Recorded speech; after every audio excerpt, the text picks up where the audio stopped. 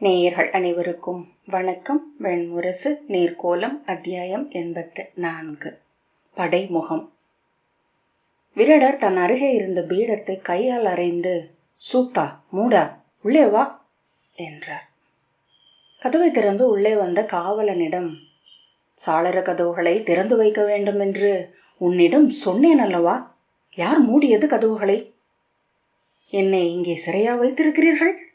மூடர்கள், அறிவிலிகள் என்றார்.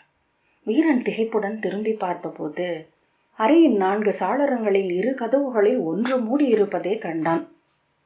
காற்று வீசி அது மூடியிருக்கிறது என்று தெரிந்து கொண்டு பணிவுடன், திறந்து வைக்கிறேன் அரசே என்ற பின் அதை திறந்து வைத்தான்.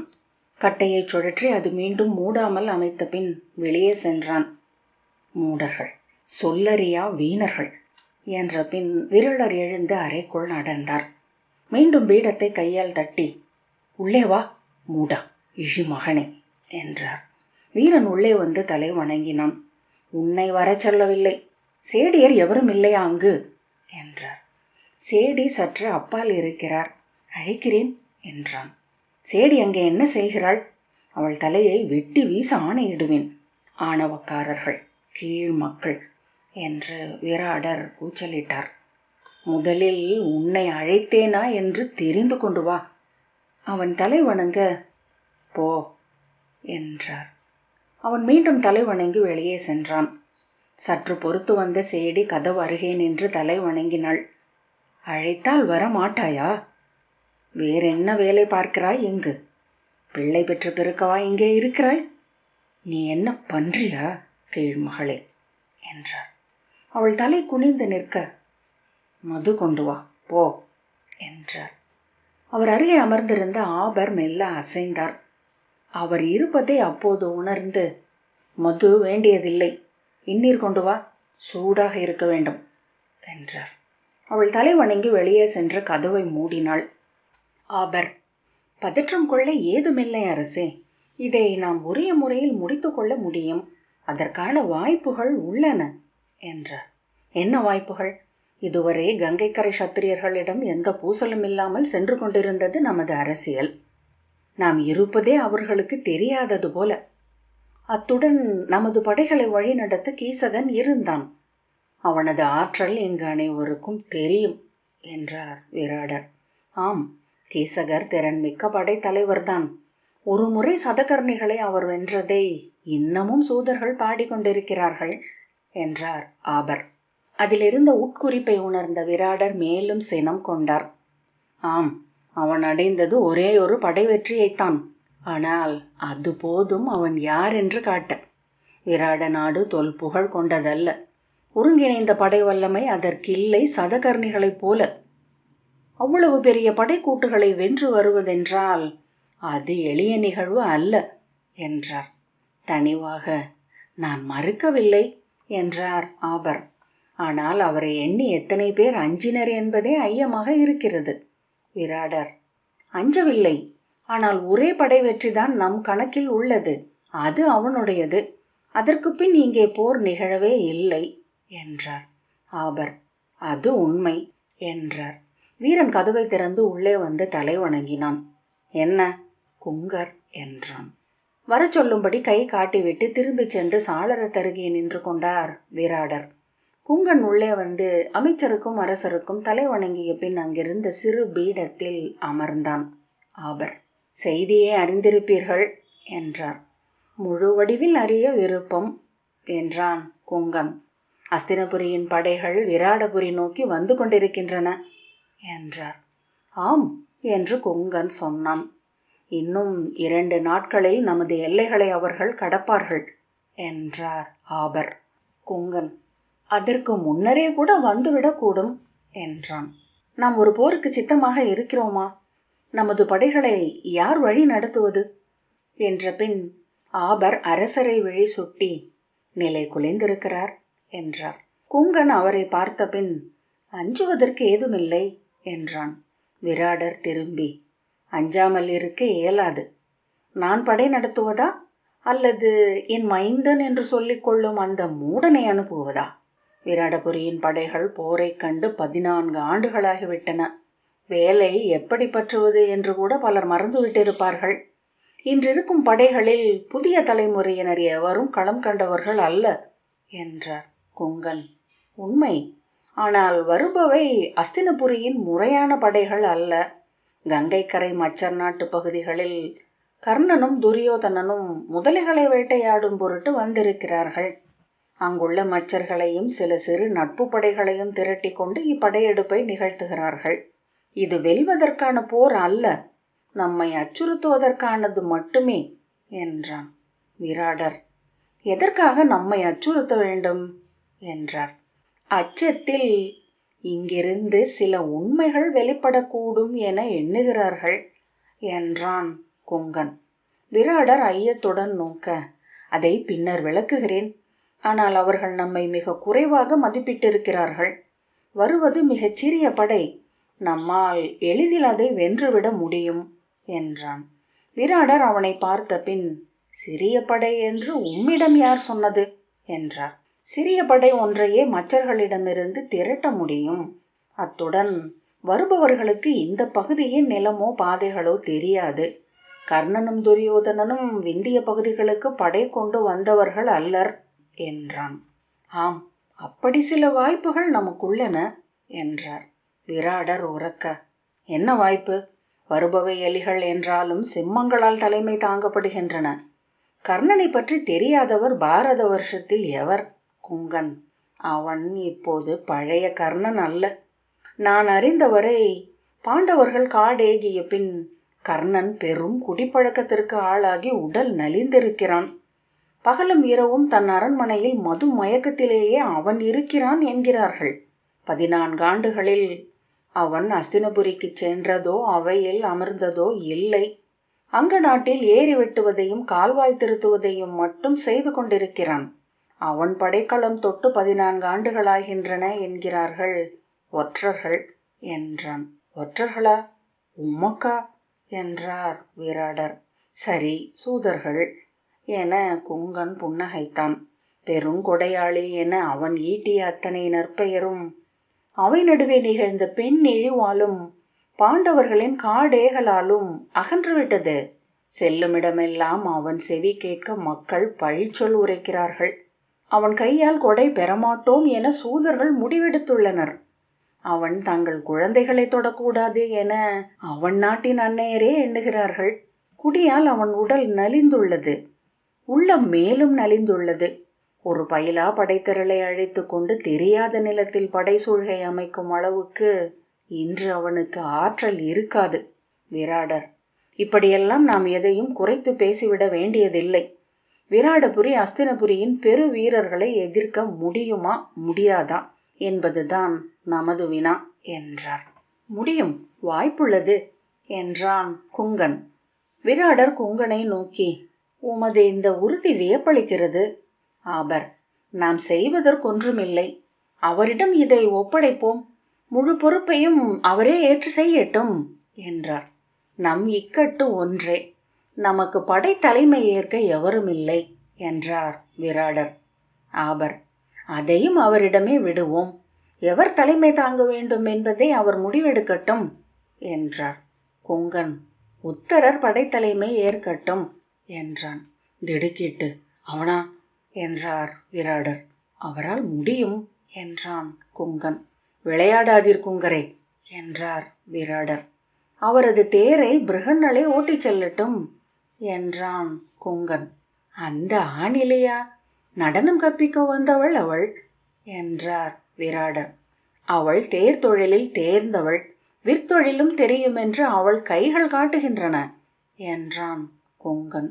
விராடர் நம்பிக்கை இல்லாமல் தலையசைத்து, அவள் என்ன செய்ய முடியும்? அவர்கள் என்ன செய்ய வேண்டும் என்பதை இங்கிருந்து நான் வகுத்தளிக்கிறேன். அவர்கள் வென்று வருவார்கள் என்றான் குங்கன். இதற்கு முன்னரும் குங்கனை நம்பி இருக்கிறோம்.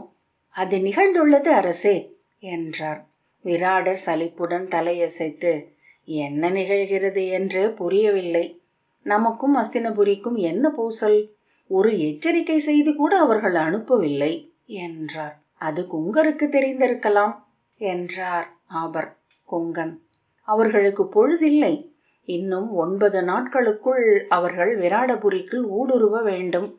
10வது நாள் வந்தால் கூட பயனில்லை என்றான். விராடர், என்ன சொல்கிறீர் என்றார்.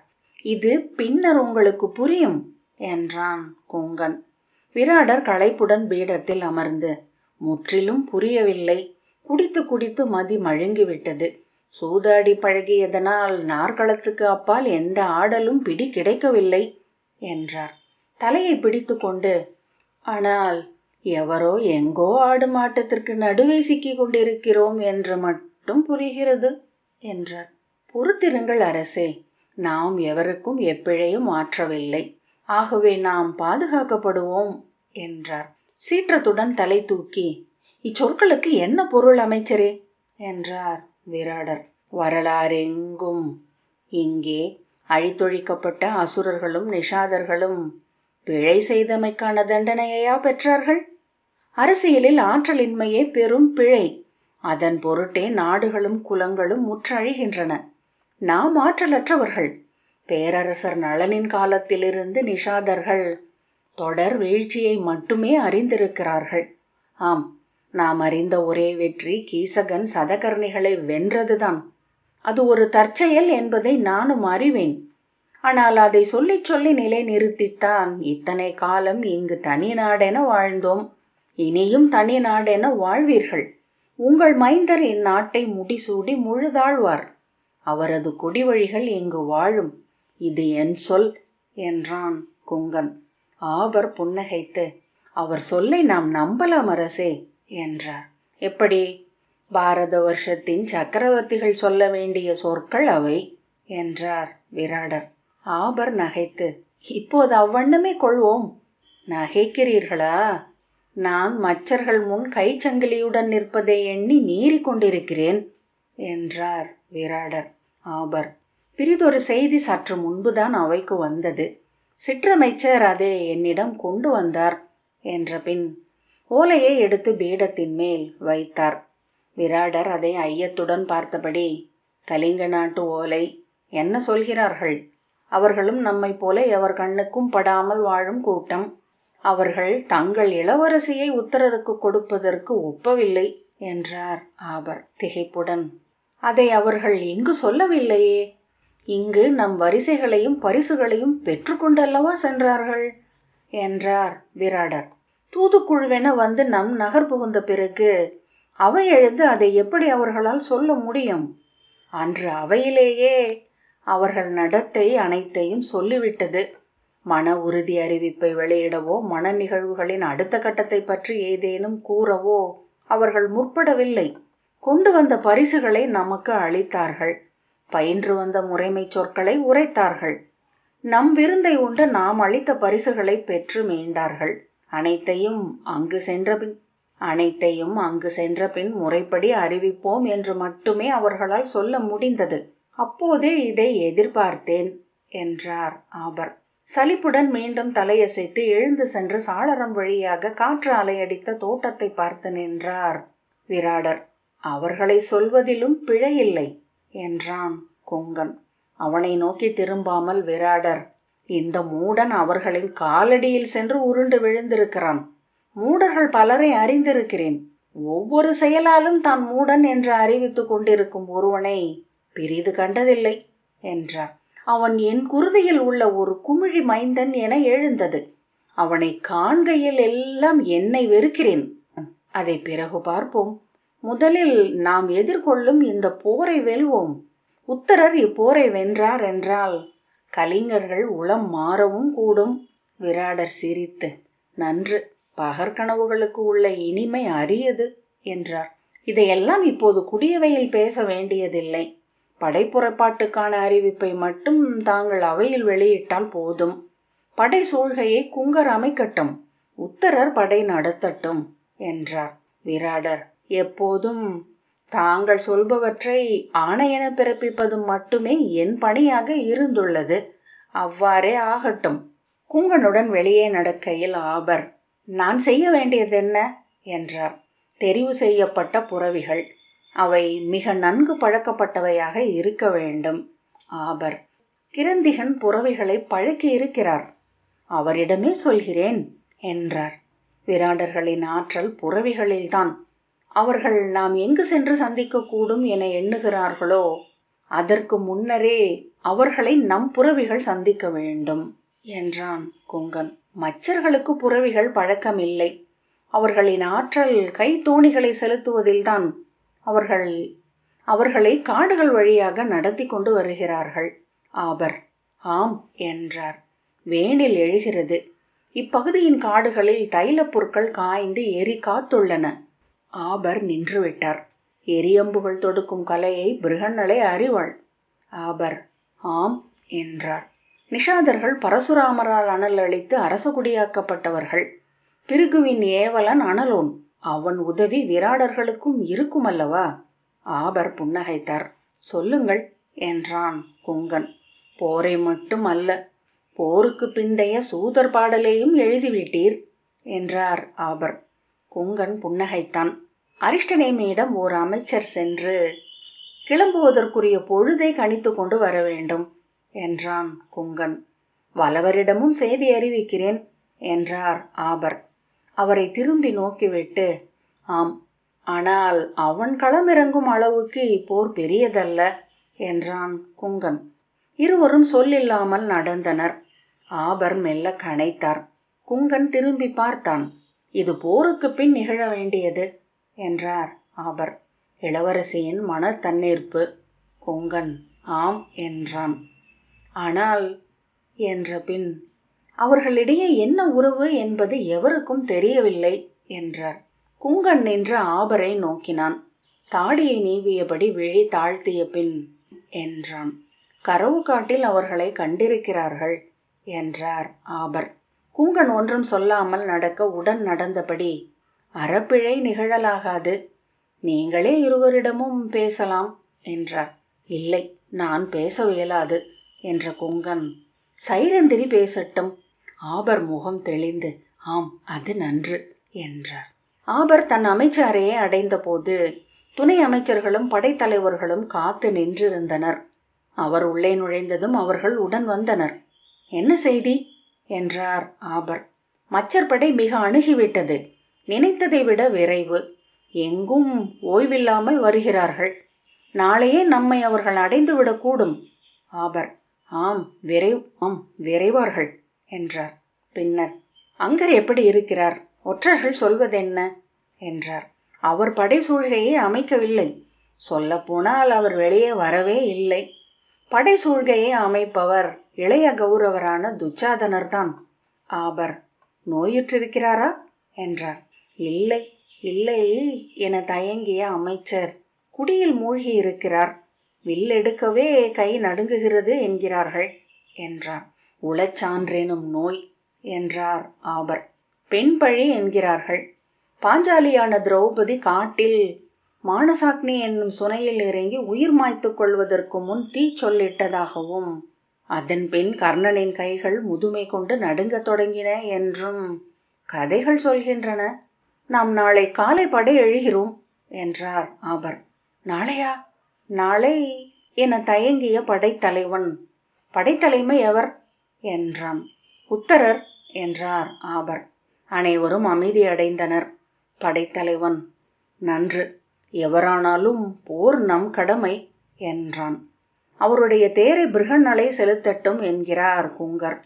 படைத்தலைவர்களின் முகங்கள் மலர்ந்தன. அவர் வந்தால் வேறெவரும் வேண்டாம் என்றான் முதன்மை படைத்தலைவன் சங்காரகன். ஏன் என்றார். அமைச்சரே, தேர்ந்த வில்லவனின் கைகள் வில்லென்றே ஆகிவிட்டவை என்றான் சங்காரகன்.